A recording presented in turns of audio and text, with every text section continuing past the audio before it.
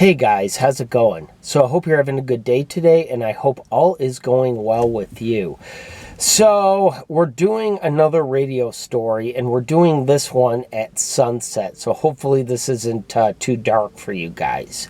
So today we're going to talk about the epic failure of Detroit Sports 105.1. Which aired from August of 2013 to June of 2016, so just shy of 3 years. So with a lot of the stories I tell, let's wind back the clock just a little bit, and I'll just gloss over the history of the station. So 105.1 FM signed on in 1960 as WQRS. And at first it was a non-commercial station, but then became a commercial station, and they aired a classical music format. And they aired it for 37 years.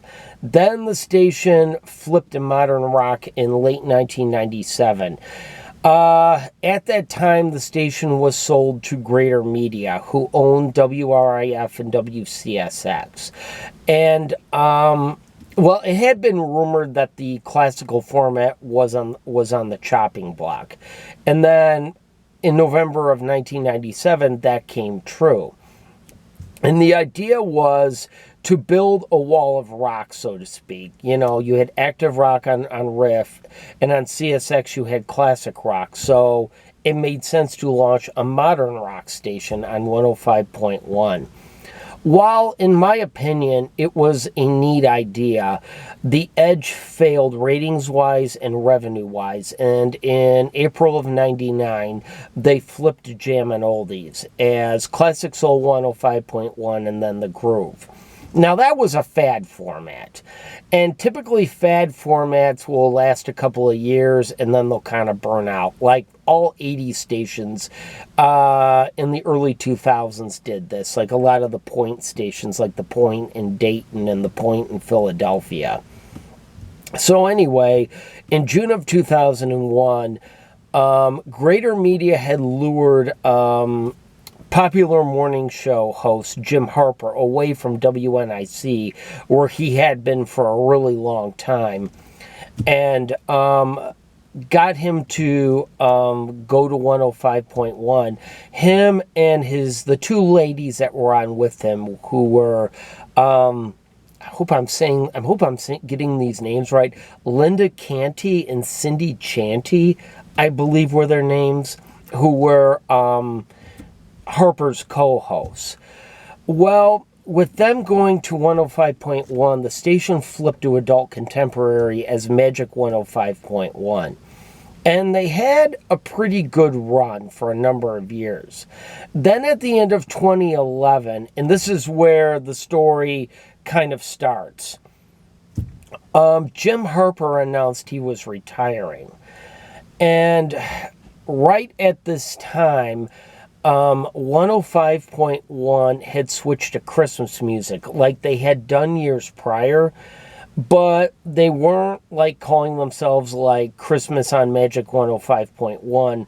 I believe they might have been calling themselves, if I'm remembering right, Santa 105.1, which led to speculation that a format change might be coming as Harper was leaving the station. And they weren't using the Magic name anymore. And a lot of times during the holidays, when a station completely drops its name and calls itself like Rudolph or Santa or Frosty the Snowman, I don't know if that was one, but or Yuletide or Wreath or Christmas or something like that, that kind of signifies that maybe a format change is coming. And at this time, there was a rumor going around that 105.1 might possibly flip to a sports format after the holidays. Well, that did not come to be. What happened was I believe it was the day after Christmas or a couple of days after Christmas, 105.1 switched back to adult contemporary, but dropping the Magic name and changing the name to Soft Rock 105.1. Now, this confused me because that name was typically used in the late 80s and the early 90s. And a bunch of stations use that around the country. I can think of one in Toledo, Ohio that did, which was 101.5 WLQR, or Soft Rock WLQR. So that was kind of, that name was kind of passé, and I think by that summer of 2011, I think they realized that, and they shifted the name to today's 105.1, and the format didn't change too much, really, if at all. So the format continued for a little while. And then in about the spring of 2013, the rumor came back about sports coming to 105.1. Well, as some time passed, nothing really happened. But then by the summer, the rumor started going around again. And then by late July, it was basically it was confirmed that it was true that 105.1 was going to dump adult contemporary for an all sports format. And the format would be centered around ESPN Radio, and it would be centered around Drew Lane, who was, of course, part of the Drew and Mike show on WRIF, which ran for, over 20 years, and was an extremely popular morning show. Now, Drew and Mike's contract ran out, I believe, at WRIF, and they decided not to renew the contract. Now, when it was confirmed that 105.1 was going to flip to sports, there was a lot of media fanfare. And then about a day or so before the station flipped, there was a big press conference where Drew Lane and a couple of other people were explaining the change to the station. So it was confirmed that the station was indeed going sports. Well, I believe it might have been August 3rd or somewhere around there, and it was at 3 in the afternoon. 105.1 dumped adult contemporary for sports officially. The last song on today's 105.1 was Bye Bye Bye by NSYNC. And that went right into old bits from the Drew and Mike show. And this was really funny because Drew and Mike, were adult-centered. I mean, their audience was young males, so of course there was going to be a little bit of there was going to be some bathroom humor and some edgy humor and stuff like that. And people who were unaware of the format change, I have to wonder if they were if say a 40-something-year-old mother with young kids was driving around in the minivan, or if, say, the radio was set to 105.1 at the dentist's office or at the orthodontist's office with kids there, if people were like, what is going on? Because they were airing a bit where Drew and Mike were talking about the surgery, about reattaching foreskin, and then they were, and it was a bunch of other kind of raunchy bits. And then they aired kind of a montage of stuff. And then they had, my mind is going blank here. But they were kind of introducing the show kind of with some of Eminem's music. And then it went right into the show. And then, of course, Drew Lane was on there. And, him and the other two hosts were kind of talking back and forth. And I remember Drew said something like, he goes, I am sweating like a pig. And I listened to it for a little while, and I was like, well, it'll be interesting to see how this works. And on a side note, I had read Drew had been wanting to do sports radio for a while, but there just was never the opportunity to do so. And I imagine there could have possibly been a point where maybe Drew was approached by Clear Channel to do a show on WDFN, maybe CBS was going to approach him about possibly making the move to 97.1. I'm not sure about that. I'm just merely speculating, just merely speculating the whole thing. Well, anyway, Detroit Sports 105.1 got off to a bit of a rocky start in my view. It was most of the day, it was just ESPN radio, but there were, I think, 2 local day parts. I believe it was middays and, of course, the drive time show, which was local. And I remember listening to one of the midday shows. I can't quite recall who was on, but the station just sounded like a mess. The audio levels were off. Like with the calls, there was like an echo sound in the background. And the production just sounded kind of haphazard. If you're familiar with what happened with the Merlin Media's FM news stations in Chicago and New York City, and we'll talk about that at another time, that's kind of what this sounded like at first. And I thought to myself, ooh, this isn't a good start. And I thought, is this a foreshadowing of things to come? Well, soon after the switch, the ratings crashed. Now, it was to be expected that they were going to have a few bad books, because usually, like with talk stations, it takes a while to build up an audience. And 97.1 The Ticket had already established their audience. And the audience from The Fan and from a couple of other stations made the move to 97.1. So 97.1 was a top ratings getter, which is the reason 105.1 flipped the sports. Well, over time, it just didn't seem like the station could get it together. They were airing Mike and Mike in the morning instead of a local show. So they were airing ESPN feed in the morning hours on a full market signal in a top 20 market, which, that really didn't make any sense to me.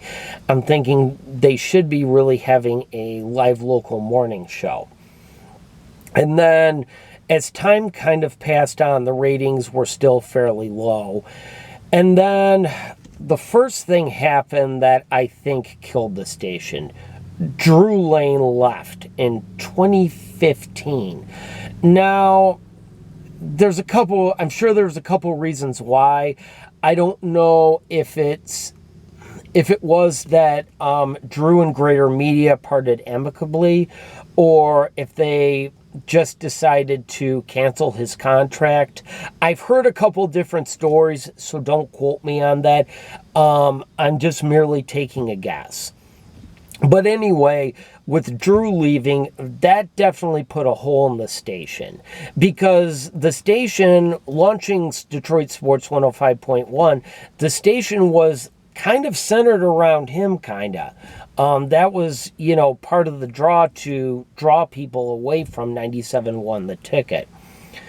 And also, clearly by this time, it seemed like still Greater Media clearly wasn't putting any kind of effort into getting a local morning radio show on. And again, that was a problem. And I would say the final nail on the coffin for Detroit Sports 105.1 was there was this deal with the Detroit Tigers. They had actually gotten the Detroit Pistons on 105.1, but they were trying to lure the Tigers away from 97.1 at the time. And they had offered, from what I understand, I believe they had offered the Tigers more money than CBS Infinity did to keep them on 97.1 FM. And it said, and it is said that there was some funny business that went on. Like the Tigers just basically decided to stay with 97.1 despite the fact that Greater Media wanted to offer them more money to move over to 105.1. So in all this time, they were able to get the Pistons for one season, but they weren't able to get anybody else. They were airing ESPN feed a bulk of the day on a major market signal. The ratings had not moved an inch. As a matter of fact, they had not cracked any better than like a 1.3 share or something like that, which was pretty abysmal. And in the last couple of books for the station, I think they were like at a 0.9. And you know, the station was pretty much cooked by then. So in June of 2016, Greater Media threw in the towel and dumped Detroit Sports 105.1 for classic rap and R&B, which has turned out to be successful. And what's ironic is the fact that Detroit Sports 105.1 was partially introduced by Eminem's music. Well, the first song on 105.1, The Bounce, Detroit Sports 105.1 successor, was The Real Slim Shady by Eminem. Now, I would say Greater Media made a few fatal errors, as I've listed. And with Detroit Sports 105.1, they didn't get a local morning show. That whole kind of deal with the Tigers kind of fell apart, and Drew Lane left. And it seemed like the station completely lacked any kind of direction from the beginning. And to me, it's hard to believe that Greater Media could drop the ball so much on something like this. I don't know if done correctly, I don't know if Detroit Sports could have ever surpassed the Ticket. But if they would have put a little more effort into this, and the station had been a little more organized, you know, I really think that they might have had something, and 97.1 The Ticket might have had some serious competition, but they completely dropped the ball on sports.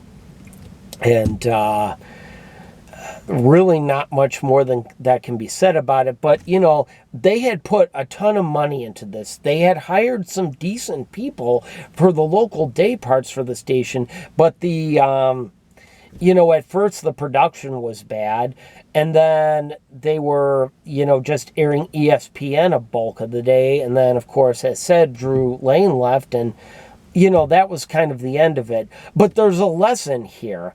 And it's a lesson Greater Media didn't take from a couple of other stations around the country. And a lesson they should have learned was from 97.1 K-Rock. You don't center a station around one person or one thing. You have to kind of branch out. Now, I can see why they would air ESPN programming a bulk of the day when the station launched. But eventually you needed to get a complete local day shift. What do I want to say? During the daytime hours, you needed local programming. Now, ESPN is fine overnights, but like in your mornings, your middays, and your afternoons, and possibly early evenings, you needed a local presence. And Detroit Sports 105.1 did not have that. So they colossally dropped the ball, and frankly, in my opinion, they got exactly what they deserved. You know, garbage in, garbage out. And that's just the way it went. So it's been about 9 years since 97.1 The Ticket has had any serious competition. Could Detroit support another FM sports station? I say yes, they probably could. if done correctly and if they learned their lessons from the failure of 105.1. Now, who would do that format? At this point, I don't really think anybody would. There's just no way that Beasley would dump classic hip-hop on 105.1. It still does pretty well. And Beasley also owns 105.9 Kiss FM, so they would be fools to drop the Bounce or any of their other stations for sports. iHeartMedia, other than having like sports on some AM stations, isn't really known for sports stations. So I don't know if they would ever want to try that on 106.7. I very much doubt it. So at this time, I don't see a second sports station launching in Detroit. But it might happen one day, as I'm sure Detroit Sports 105.1 by many radio listeners is likely long forgotten. So what do you guys think? What do you think could have been better at Detroit Sports 105.1? If you were the program director, what would you have done different? Did you listen to Detroit Sports 105.1? What did you think about it? Did you think it was a good alternative to 97.1 The Ticket, or do you think it stunk to high heaven? I'd like to know what you think, guys. Well, guys, that's going to do it for me. I want to thank you so much for watching. Be sure to hit that subscribe button if you haven't done so already. And as always, guys, have a great rest of your day.